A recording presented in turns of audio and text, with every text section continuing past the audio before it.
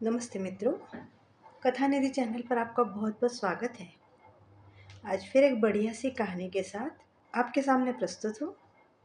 कहानी का नाम है बंटवारा।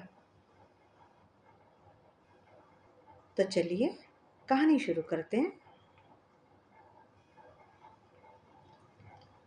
मम्मी जी, देखिए, रिया ने अभी तक भी कपड़े नहीं सुखाए हैं। ज़्यादा देर तक मशीन में पड़े रहेंगे तो सिलवटें ना पड़ जाएंगी और फिर प्रेस वाले को ज़्यादा पैसे देने पड़ेंगे। कब से बच्चों में ही लगी हुई है।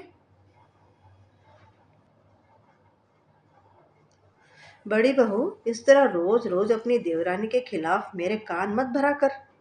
मुझे सब पता है, कौन मन से काम करती है और कौन बोझ समझ कर करती है। जितनी देर तुमने बातें बनाने में लगाई है, इतनी देर में तो तुम ही कपड़े सुखा देती। वो तो कई बार तुम्हारा भी काम कर देती है और तुम हो कि इतना भी नहीं कर सकती हो। अरे, बच्चों को खाना खिला रही है, फालतू तो नहीं बैठी है। यह सुनकर सुमन का चेहरा उतर गया। वो तो ये सोच रही थी कि देवरानी को डांट पड़ेगी, पर यहाँ तो उसको ही सुनना पड़ गया। प्रमीला देवी की दो बहुएं हैं।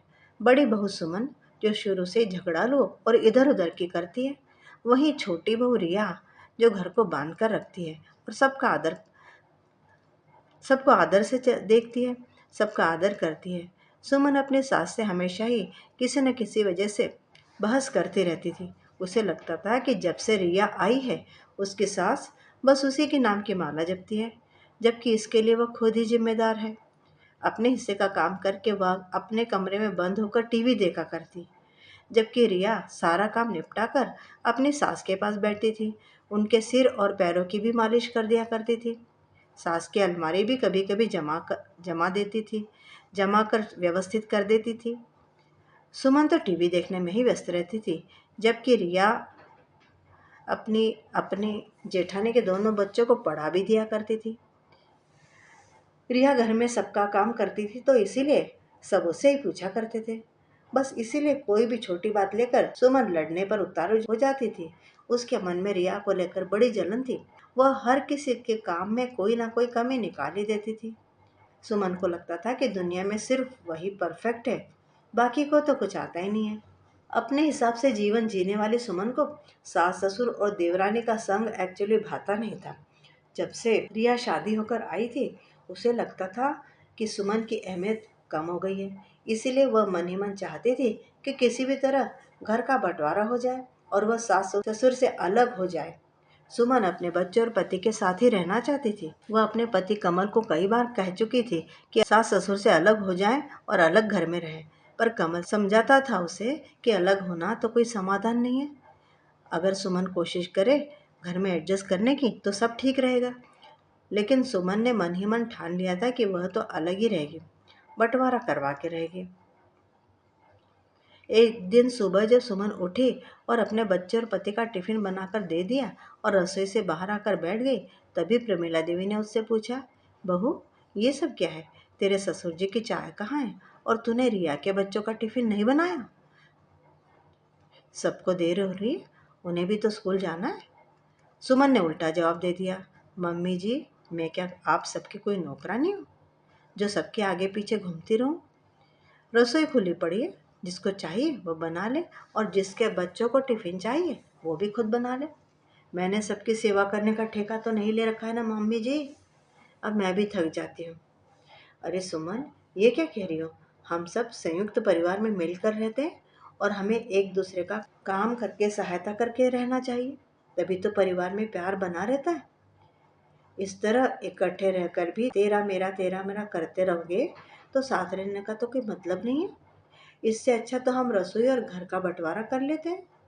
हाँ तो मम्मी जी, ठीक है ना, घर का बंटवारा कर दीजिए ताकि आप लोग भी शांति से रह सके और हम लोग भी सुखी रहे। यह रोज रोज की चिक चिक मुझसे होती नहीं है। मैं भी अब परेशान हो गई हूँ। दरअसल ये घर तो मुझे जेल सा लगने लगा है। अकेले रहने से मैं आज़ादी से तो रहूंगी, आप लोगों के साथ रहो तो सांस भी आपके अनुसार लेनी है। सुबह जल्दी उठो, नहाओ, खाना बनाओ, फिर जाकर पूरे घर का काम निपटाओ। अपनी मर्जी से ना रसोई में कुछ बना पाते हैं और ना ही कहीं घूमने जा सकते हैं। मेरी तो जिंदगी जैसे बोझ बनकर रह गई है और उस पर भी ताने सुनो।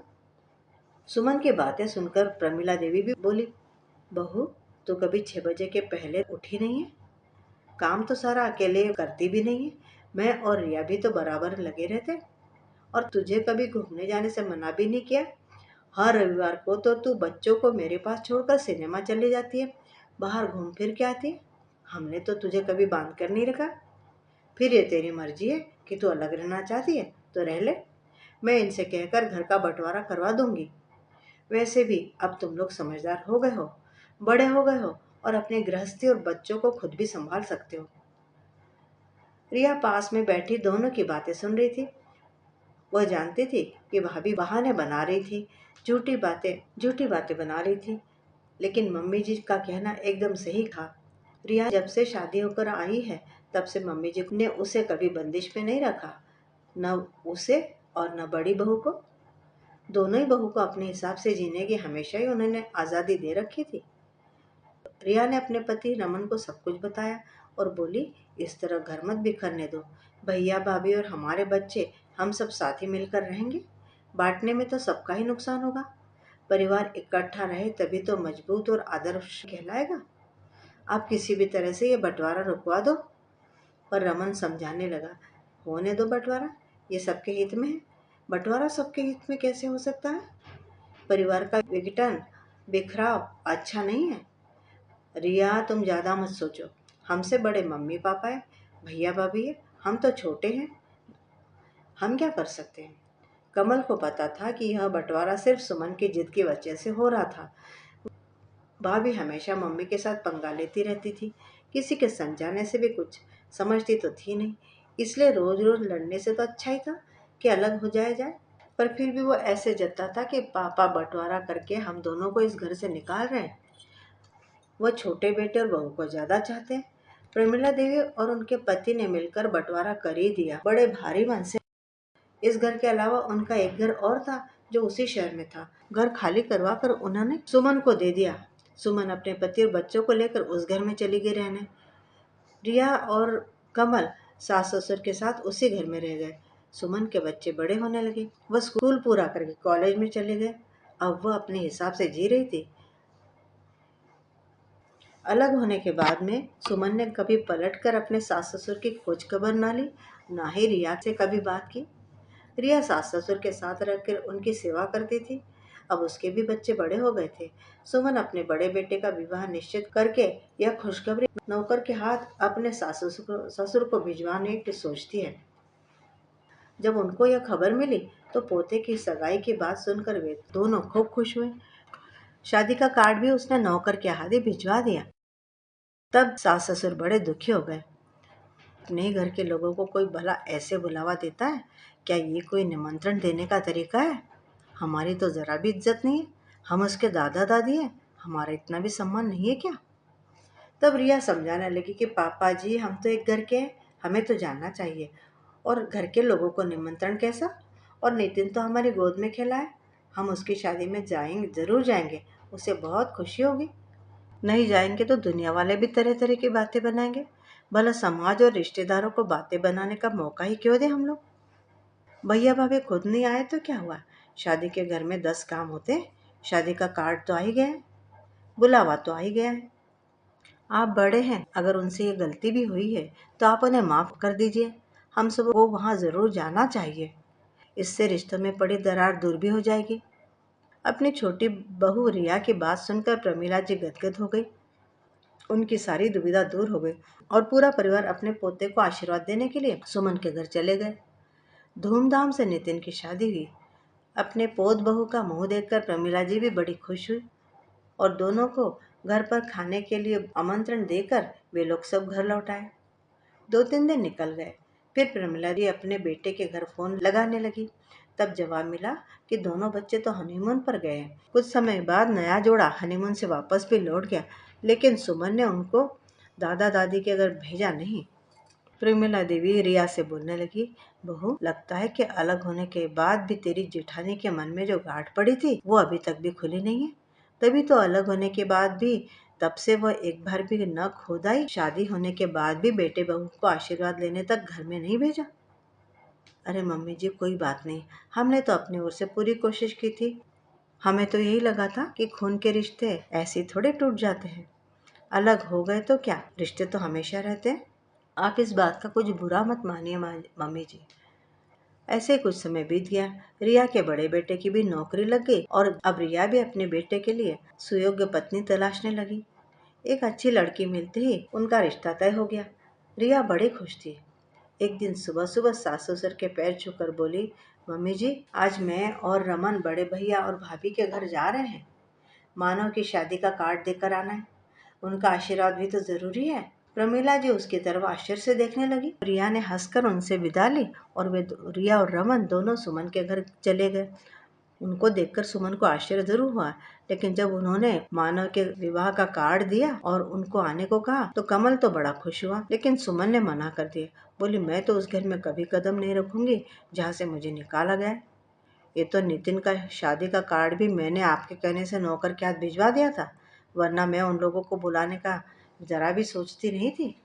मुझे तो आश्चर्य हुआ कि वे सब कैसे मुंह उठाकर चले भी आए, लेकिन हमारे परिवार से उनके घर कोई नहीं जाएगा। मैंने पैकिंग कर ली है, हम सब बाहर घूमने जा रहे हैं। मानव के घर हल्दी की रस्म शुरू थी। सभी लोग हल्दी लगाने का काम शुरू कर रहे थे, पर रिया की नजरें अपने जेठ जेठानी के आने का इंतजार कर रही थी। काफी देर के बाद भी जब दोनों नहीं आए तो प्रमिला जी बोली, देख लिया बहू, वो तेरी जिठानी है, नहीं आएगी। अरे उसे रिश्तों की कदर होती तो वो अलग ही क्यों होती। वह तो अपने बेटे की शादी का न्योता देने भी नहीं आई और तू उसके घर भी जाकर आई। अरे मम्मी जी, आप मन मत छोटा करिए।